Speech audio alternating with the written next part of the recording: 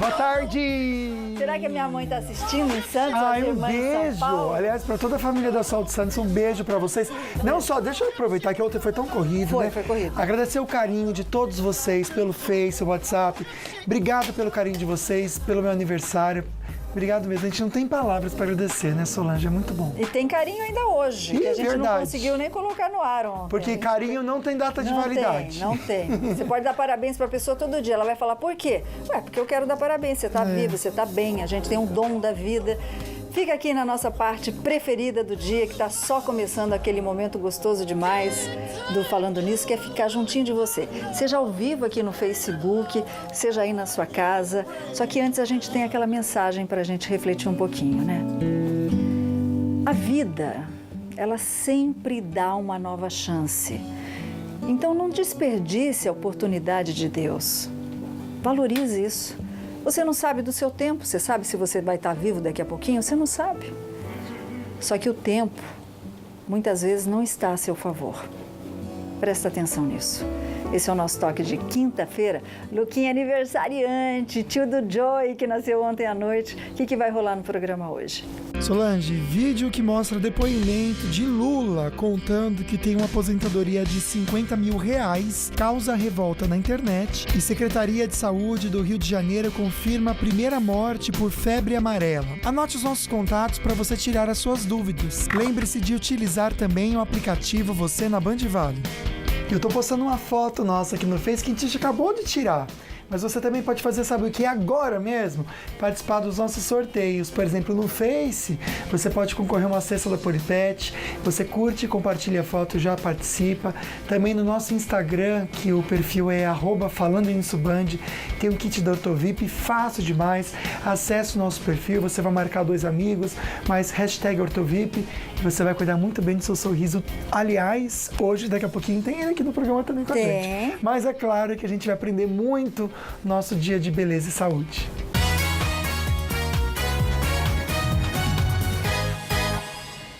Luquinha falou bem, né? A saúde não existe sem a beleza e a beleza não existe sem a saúde. A gente tem que cuidar de tudo.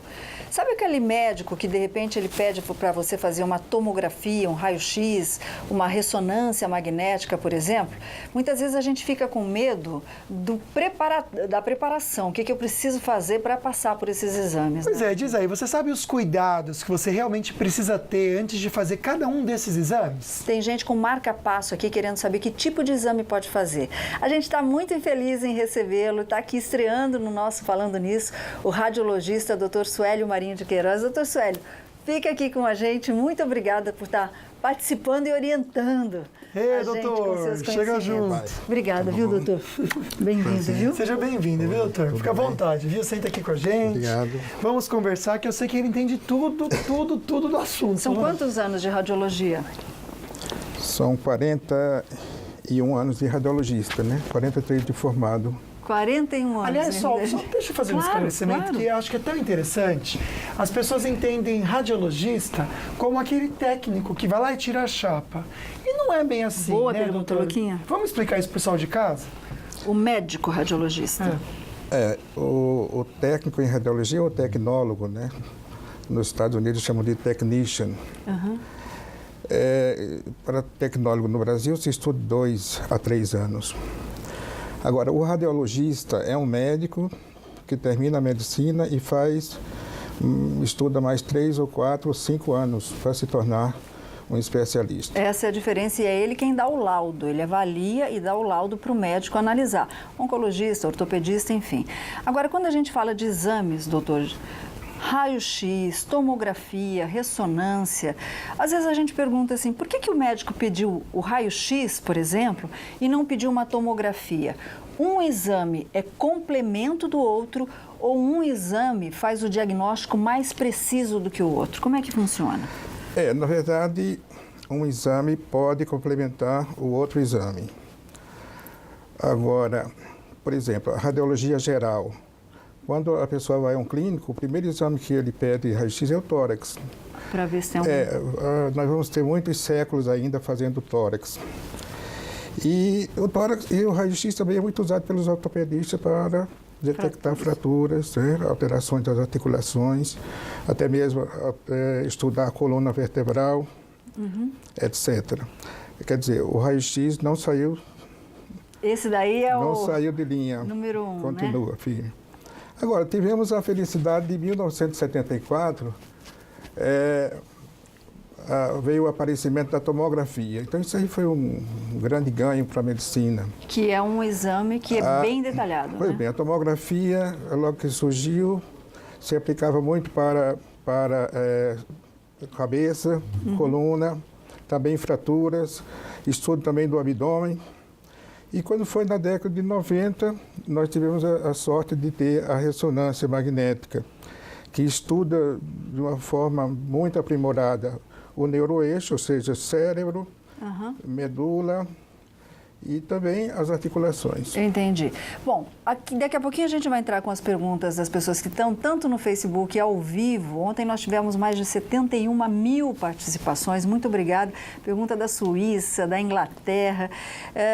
Pessoas que têm marca-passo, que tipo de exames são recomendados? Tem outra querida dizendo, eu estou grávida, só que eu quebrei a perna. Que tipo de exame é recomendado para mim? Tem várias coisas aqui, viu, Tem Luquinha? mesmo, já a gente ajuda vocês de casa. Deixa eu ver o Joy falar em grávida. Eu te pedi para mostrar. É mesmo? Deixa eu ver. Gente, olha meu sobrinho, que lindo. Nasceu ontem à noite, no mesmo dia do titio. Que alegria, né, Solange? Parabéns. Como é bom, viu? Faz parte dessa família tão grande que, aliás, gente, somos 30 mil no Facebook. E isso não é assim. Não é porque a pessoa segue eu ou segue a Solange, o que eu faço, o que ela faz. Segue o que a gente busca junto com vocês, que é a informação, o dia a dia na verdade. Então, somos 30 mil que realmente nós buscamos a verdade, buscamos aprender cada dia mais com vocês e que alegria poder fazer parte dessa família tão grande, né? Bom, a gente para um pouquinho o nosso assunto aqui e agora fica bem informado com a Sol e também a querida repórter Daniela Lopes das notícias da redação.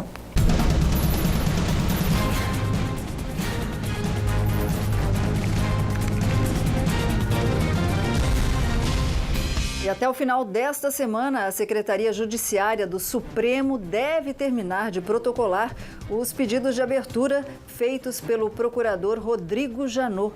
Agora, o que acontece a partir daí com os citados nas delações? Lembram? Foram tantas delações. Aí estamos com as informações da Daniela Lopes, ao vivo da redação do Falando Nisso. Muito boa tarde, Dani. Boa tarde, Solange, Lucas e aos 30 mil amigos do Falando Nisso no Facebook, viu? Pois é, Solange, a partir de agora, o ministro Edson Fachin, que é relator da Lava Jato, vai decidir o que fazer com o conteúdo de todas essas delações. Olha só. O Superior Tribunal de Justiça já está em alerta para receber pedidos de investigação contra governadores. Ainda não se sabe o número total de requerimentos que vão chegar aqui. Eles foram enviados pelo Procurador-Geral da República ao Supremo Tribunal Federal e tem como base os depoimentos em delação premiada de executivos e ex-executivos da Odebrecht. Além de governadores, a lista de Rodrigo Janot inclui a abertura de inquéritos contra senadores, deputados federais, ministros de Estado e políticos que já não têm foro privilegiado no esquema de corrupção. O Supremo vai analisar 83 pedidos, 221 serão enviados para outros tribunais. A Secretaria Judiciária do Supremo ainda está fazendo o registro eletrônico dos documentos, o que deve terminar só no fim desta semana.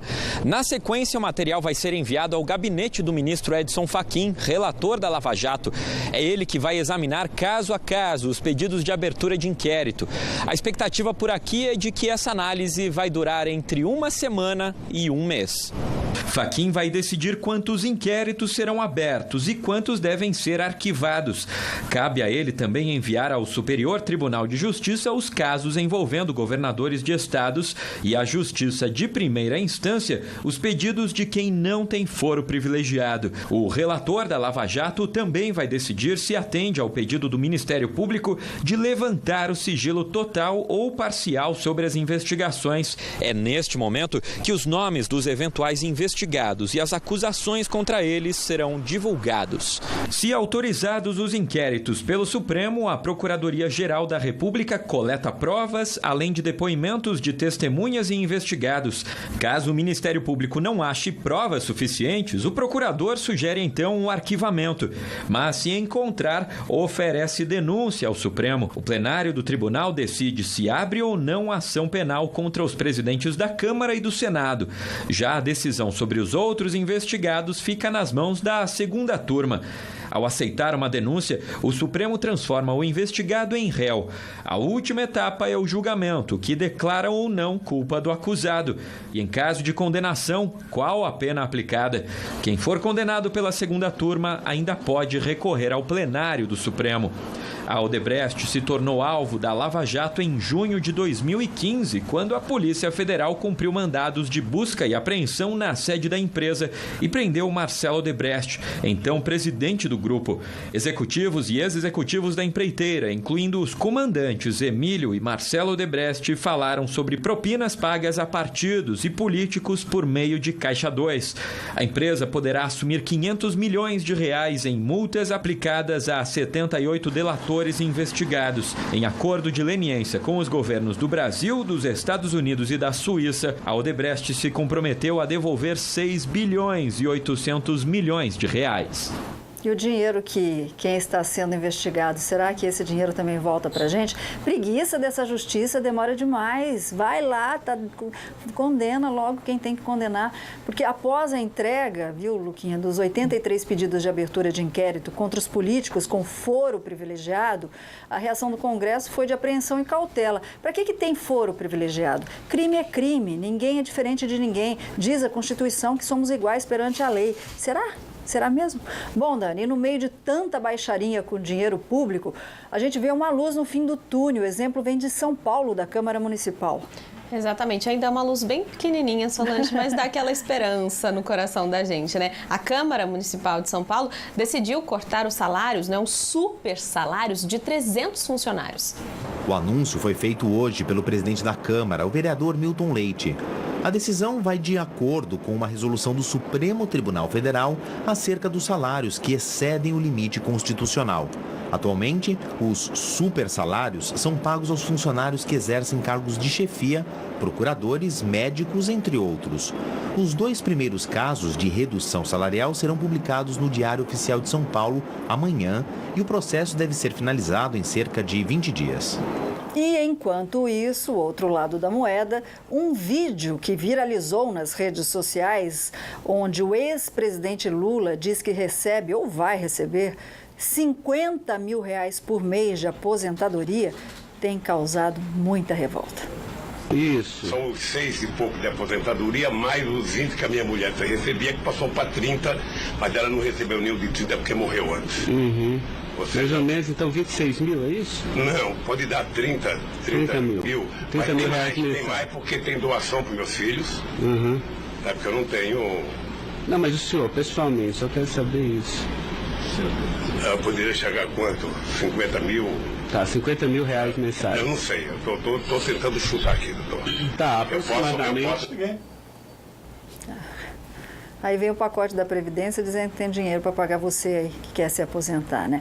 Aí a pergunta, você entra nos comentários, a pergunta que muitas pessoas fazem, viu, Luquinha, nas redes sociais, é que como a dona Marisa pode ter deixado uma pensão de 30 mil reais, ou seja para o ex-presidente, ou seja para os filhos, se ela nunca trabalhou? A Previdência privada, então antes de ser gerada, o pai dela já estava pagando Previdência privada. 50 mil reais, Solange. E hoje a gente encontrou uma senhora no shopping e achou que a Solange cobrava 40 mil reais para fazer um evento. É verdade. É verdade. Tá melhor que o Lula, viu, Tá melhor que o Lula, tá vendo?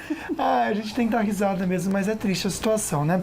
Voltar a conversar com Daniela Lopes sobre o tráfico aqui na região. Tá conversando com a Dani. Tem interdição na Dutra hoje à noite, é isso, Dani?